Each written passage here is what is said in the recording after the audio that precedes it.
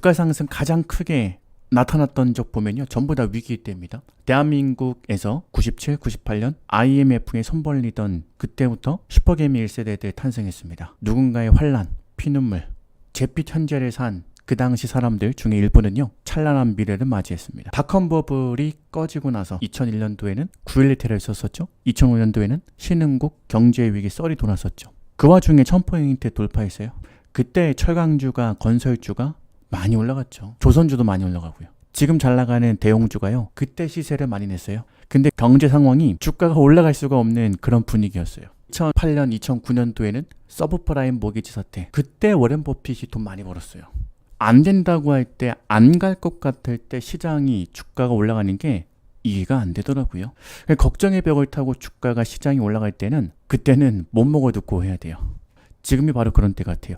증시 대기 자금이요, 3년 8개월, 3년 7개월 만에 최대치래요. 어마어마한 돈들이 시장에 아직 들어오지는 못했고요. 눈치만 보고 있어요. 왜? 한번 주가가 시장에 빠질 것처럼 보이나 봐요. 지금 종합지수가 신고가 나면서 코스피 200이 먼저 또 신고가를 냈습니다. 외국인들이 지난 4월 9일부터 강세장을 이끌고 있잖아요. 생각보다 기관들이요, 못 따라오고 있습니다. 부랴부랴 사놓은 게 지난 8월 1일 짱대 음봉 나왔을 때, 8월 24일 짱대 음봉 나왔을 때, 9월 1일 음봉 나왔을 때, 요거 금액이 외국인들에 비해서 많이 적습니다. 개인들은요, 지난 4월 9일부터 21조 3천억가량 팔고 있습니다. 외국인들 12조 8천억 원, 기관들 3조 4천억 원. 물론 금융투자 쪽에서 10조 5천억 정도 들어왔어요. 외국인들하고 금융투자 쪽이 강세장을 만들고 있는 거예요. 업종별로 지난 4월 9일에는 외국인들이 많이 팔았잖아요. 근데 그 뒤로는요, 외국인들이 10조가 넘는 돈을 사들이고 있다는 거예요. 조방원 사들였죠. 금융 사들였죠. 하반기에는 뭘 사들일까요? 조방원은 일부 수익 실어 나가는 것들도 있는 것 같아요. 근데 금융은 이제 시작인 것 같아요. 외국인들의 수급이 뒷받침되기 때문에 그래요. 여기서 정부 정책을 주목을 좀 해봐야 되는데, 물론 인공지능 AI 반도체도 포함이 되고요. 조방원도 포함이 돼요. 마스가 프로젝트라 그래가지고 미국하고 협력할 수밖에 없는 카드 중에 하나가 조선 아닙니까? 미국은요, 군함 항공모함을 보유하고 있지만 이걸 수리할 수 있는 조선소가 없대요. 그리고 K방산이요, 얼마나 기술력이 좋습니까? 정부 정책으로 방산주도 당분간 계속될 가능성이 있어요. 그 다음에 이제 원전. 이번 정부에서 신재생에너지 밀고 있죠. 인공지능 AI는 시대의 화두인데 태양만 가지고 되겠냐고요. 조력, 풍력만 가지고 되겠냐고요. 원전이 있어야 돼요. 우리나라에서는 원전을 짓고 싶어도 지을 땅이 없다 그러죠. 그래서 외국에 수출하는 걸로 원전 먹고 살면 돼요. 원전도 지금은 조정받고 있지만은 이 정부 정책이기 때문에 한 번 더 수급이 나올 수 있다고 생각해요. 그 다음에 주목하는 게 금융인데, 금융은 신용융자도 잔고도 없고요. 개인들이 안 좋아해요. 근데요, 배당은 얘가 1등이에요.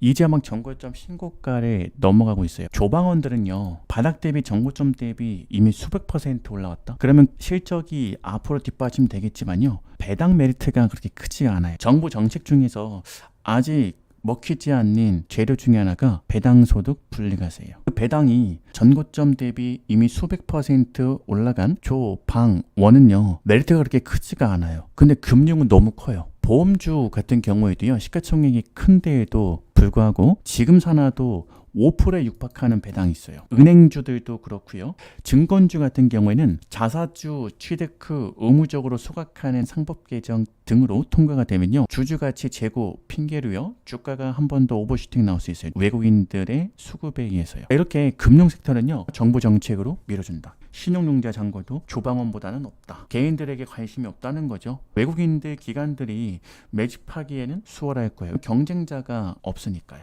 경쟁자 없는 금융을 하반기 때에는 관심 있게 보셔야 되지 않을까. 아니시면은 배당 ETF 내에 우선순위를 한번 보세요. 어떤 종목이 가장 비중이 많은지 ETF 내에서 볼 수가 있는데, 외국인들이, 기관들이 어디로 방향성을 설정해 두고 있는지 힌트가 될 거예요. ETF에 먼저 돈이 들어오고 나서 종목이 신고가가 난단 말이에요. 혹은 종목이 먼저 신고가가 나고 ETF가 뒤따라 온단 말이에요. 이런 것들은 관심 있게 좀 봐야 돼요. 배당 성향이 지금 낮은 데에도 배당이 꽤나 높다. 근데 그 종목군들이 바닥에 있는 게 아니에요. 신고가를 돌파했는데도 5%에 육박해요. 바닥에서는 그럼 배당이 얼마였다는 얘기죠? 22년, 23년도 이때까지만 해도요. 배당이 7%에서 8% 사이에 있었어요. 지금 주가가 전고점 신고가 장이 올라오면서요. 배당 수익률이 줄어들었을 거 아니에요. 주가가 높으면 배당 수익률은 줄어드니까 낮을 때 사는 게 배당 메리트가 있지 않습니까? 시가 배당률이 높은 배당주는 악재 나올 때 주가가 시장의 바닥일 때 사야 되잖아요. 신고가 나올 때 사면은 시가 배당률이 메리트가 없지 않습니까? 지금 7, 8%짜리 배당은 없어요. 찾아보면 중소형전이 있더라고요. 근데 작은 종목군들의 시대가 아니기 때문에 좀 리스크예요. 배당 수익률이 좀 낮더라도 중소형주가 배당이 조금 더 높다 한다라도 지금은 시가총액 8천억에서 1조 이상 되는 중형급부터 보시는 게 맞다고 봅니다. 배당 메리트가 있는 금융주를 먼저 하반기 때에는 보시는 게 분명 도움이 된다. 코스닥은 아직 1000포인트 돌파도 못했어요. 코스닥이 바이오 종목군들이 꽉 쥐고 있거든요. 바이오 종목군들은 성장성도 스토리도 좋고 다 좋은데요. 실적이 안 나와요. 강세장이 진행되면 진행될수록요. 실적이 반영이 돼야지 장기적인 추세가 형성이 됩니다. 강세 제1 국면은요. 악재가 난무하는 데에도 주가는 올라가는 거예요. 근데 강세장이 계속해서 이어지면요. 이제는 실적이 나와야 돼요.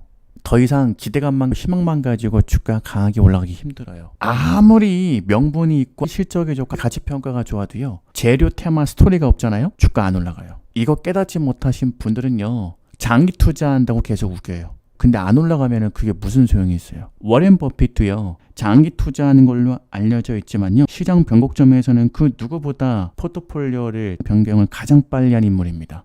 근데 개인 투자자들은요. 그렇게 안 해요. 본전 주면 한다고.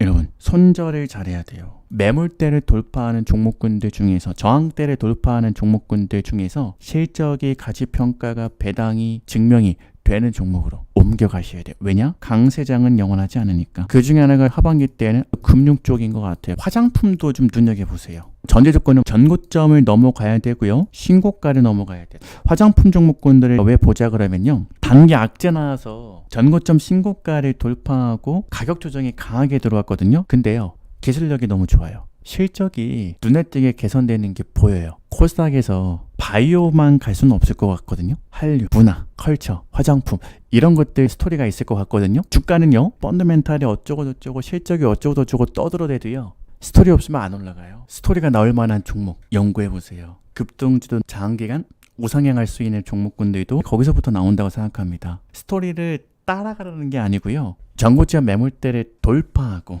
단기 악재와 함께 주가는 흔들리는데 스토리가 여전히 유효한 섹터 종목을 보시면 안전마진도 확보하고 추가 매수도 여유 있게 할 수 있지 않을까? 그래서 금융과 화장품, 문화, 컬처 통틀어서 한번 보세요.